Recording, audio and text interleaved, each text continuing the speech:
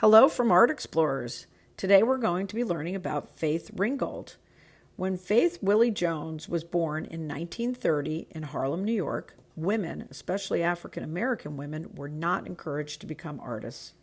Faith was taught as a child to sew and to draw, but no one knew she would end up using those skills to become a very well-known, very appreciated artist.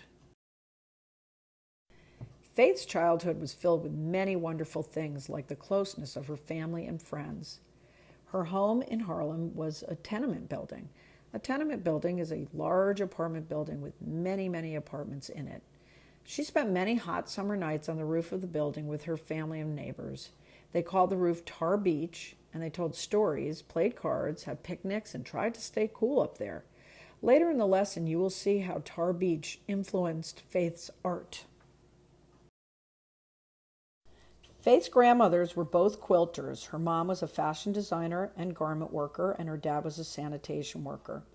Through high school, Faith took academic subjects like math and English, but her only art training was outside of school, where she painted, drew, and sewed. After graduation from high school, Faith entered and then graduated from City College, where she was in the School of Education, which was the only department offering art classes to women.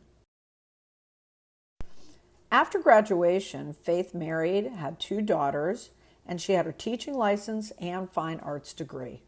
She taught in the New York public school system for 18 years, creating art in her spare time.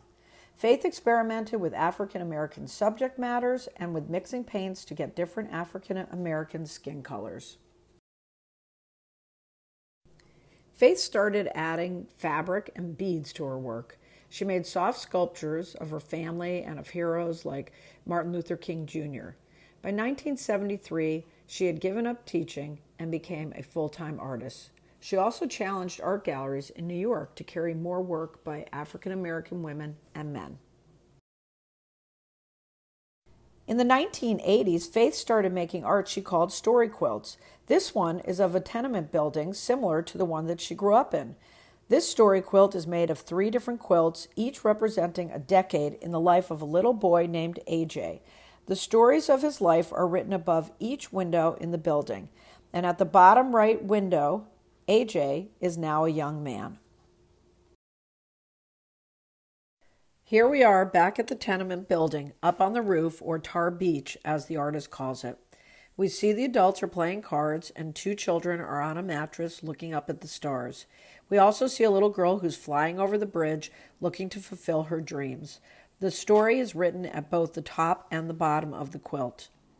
The book Tar Beach was written and illustrated by Faith Ringgold and won the 1992 Caldecott Award. Faith Ringgold has worked in many different mediums. She often represents the American flag, both in quilts and in drawings or paintings like the one that you see here. Additionally, the artist has worked in mosaics. Here we see a small portion of the New York subway 125th Street station, the wall art which is made out of glass mosaic pieces. Faith Ringgold has written and illustrated over 15 children's books and has even created a Sudoku-style game called Quiltu Duco, and she created that in her mid-80s. Today we're going to make a quilt square. You could actually make more than one and put them together to make a whole quilt. The materials that you will need include a ruler, scissors, any kind of blank paper that you will cut to 6 by 6 inch squares, any kind of drawing utensils, a pen, pencil, or a thin tip marker, a glue stick or other kind of glue, scrap paper that has a design on it. This could be from a magazine, newspaper, packaging, junk mail, and you're going to cut that into 4 6-inch by a 1/2 inch strips. For our younger students, the parents will probably need to do the measuring and cutting of the 6 by 6 inch square and the 6 by 1/2 inch strips. For my materials, I happen to be using a piece of recycled paper that is blank on the other side. I measured 6 inches vertically and horizontally and cut my 6 by 6 inch square out. I used a hardware store flyer that came in the mail for my strips and cut them into 6 inch by ½ inch lengths. Then I glued them to the perimeter of my square. Next, I drew and colored a picture of myself in the center of the quilt square. I happened to put some art materials in my hands because that's something that I like to do.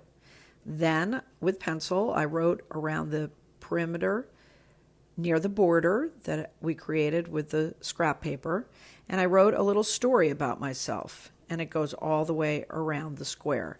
Mine says, "My name is Karen Binko. I have been in quarantine with my husband, Michael. I miss my students a lot. I have 3 kids and 2 little dogs, and I am very grateful they are all well. I love art, and I love to teach art." Here's my family story quilt. It includes my husband, my kids, my dogs, and in each square there is a drawing showing what my family likes to do. If you have the time and the materials, maybe you'd like to make a family story quilt too. Whichever you decide to make, we'd love to see it on Parent Square. This is Mrs. Binko signing off for Art Explorers.